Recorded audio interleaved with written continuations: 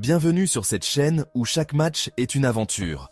Et aujourd'hui, dimanche 2 mars 2025, nous vivons un moment historique qui va marquer les esprits. Imaginez la scène. Le Real Madrid, habitué à la suprématie sur la Liga, subit une défaite inattendue face au Real Betis sur le score de 2-1. Et qui est au cœur de cette révolution? Aucun autre qu'Isco Alarcón, un ancien pilier des Merengues qui, en foulant le gaz sur la pelouse de son ancien club, vient de déclencher une véritable onde de choc dans le monde du football. Dès le coup d'envoi, l'intensité était palpable. Le Real Madrid semblait avoir retrouvé sa confiance légendaire, avec des joueurs alignés et déterminés à dominer le jeu. Mais dès les premières minutes, les choses ne se passèrent pas comme prévu. Le Real Betis, mené par une détermination sans faille, subissait la pression initiale, et l'ambiance dans le stade était électrique. Pourtant, après avoir ouvert le score, les Madrilènes, emportés par l'euphorie du moment, commirent quelques erreurs cruciales qui coûtèrent de cher à l'équipe dirigée par Carlo Ancelotti. Le véritable tournant survint en deuxième période. Alors que le match semblait s'enchaîner dans un va-et-vient palpitant, un incident décisif attira l'attention de tous.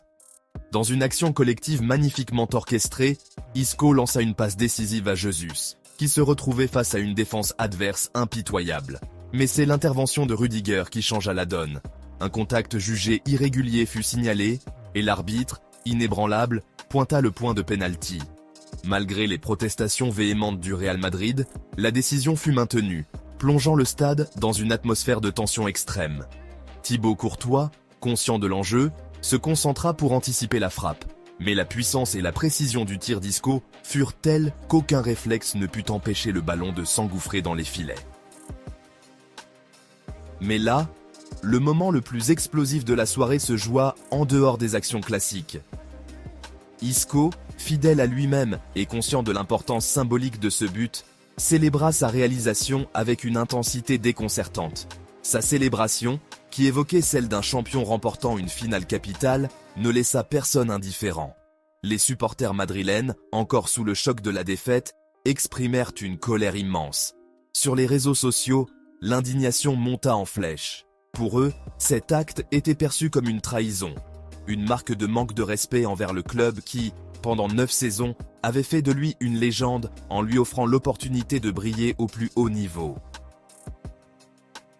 Si vous appréciez ce type de contenu et que vous voulez suivre toutes les émotions du football en direct, n'oubliez pas de vous abonner à la chaîne pour ne rien manquer.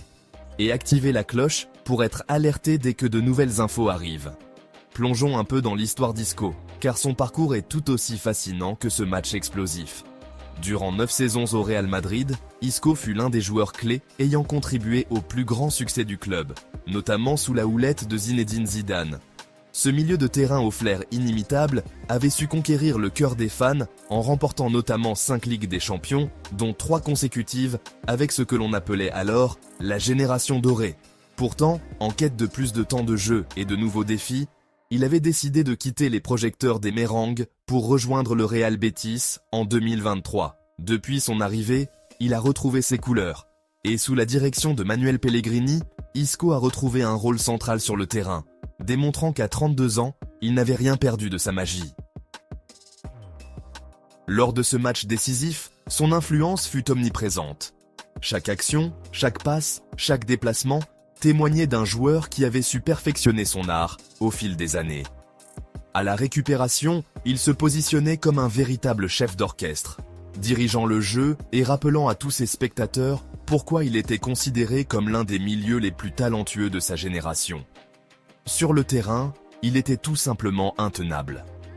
Dès la récupération, il imposait son rythme et, grâce à sa vision du jeu, il créait des opportunités qui laissaient les défenseurs adverses complètement déconcertés. Après la rencontre, l'ambassadeur du match, Isco, reçut le trophée d'homme du match. Interrogé sur cette célébration controversée, il tenta de calmer les esprits en exprimant ses regrets. La célébration, je me suis excusé auprès des supporters du Real Madrid. Le Real Madrid est toujours dans mon cœur et je leur suis reconnaissant de m'avoir aidé à réaliser tous les rêves que j'avais.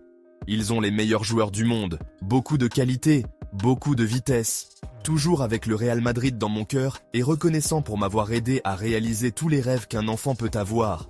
avait-il déclaré, apaisant quelque peu les tensions tout en rappelant son attachement indéfectible à ce club mythique. Cette rencontre nous offre ainsi une double leçon. D'un côté, elle montre qu'en football, la passion peut parfois se transformer en geste qui dépasse le cadre sportif, alimentant des débats passionnés sur la loyauté et l'identité.